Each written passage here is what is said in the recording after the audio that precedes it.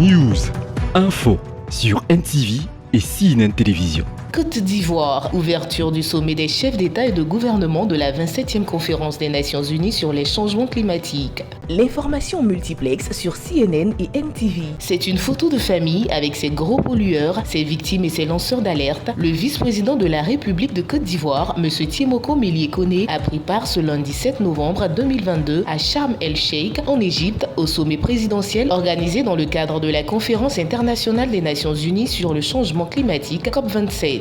L'humanité a le choix, coopérer ou périr. Soit un pacte de solidarité climatique, soit un pacte de suicide collectif. Ce sommet a enregistré la présence de nombreux chefs d'État, souverains et chefs de gouvernement, dont celle du président de la République arabe d'Égypte, son Excellence M. Abdel Fattah al-Sisi, hôte du sommet. La planète brûle, tous ou presque sont d'accord mais ne jouent pas le jeu. L'Afrique représente moins de 4% des émissions mondiales des émissions de gaz à effet de serre, mais il est le continent qui subit le plus de dommages à cause du dérèglement climatique. Sharm el-Sheikh nous offre à tous, pays développés et en développement, l'occasion de faire ou de subir l'histoire.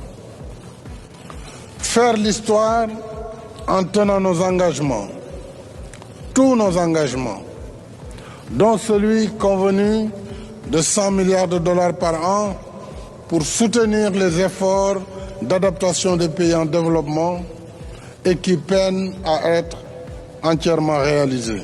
Le chef de l'État français, son Excellence Emmanuel Macron, veut des solutions concrètes.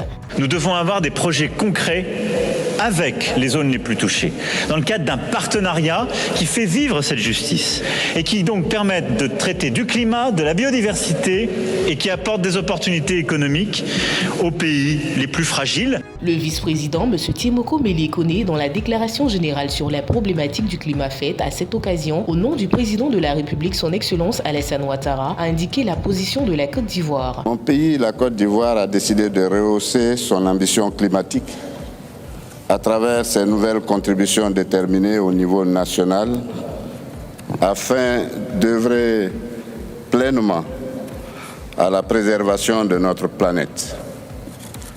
La Côte d'Ivoire entend ainsi réduire ses émissions de gaz à effet de serre de 30,4% d'ici 2030. Ramener et porter le taux de couverture forestière de 10% actuellement à 20% à l'horizon 2030. C'est le lieu de réitérer l'appel de mon pays en faveur du respect des engagements relatifs au financement de l'adaptation et au soutien à la transition énergétique, en particulier en Afrique. Notre planète suffoque chaque jour un peu plus.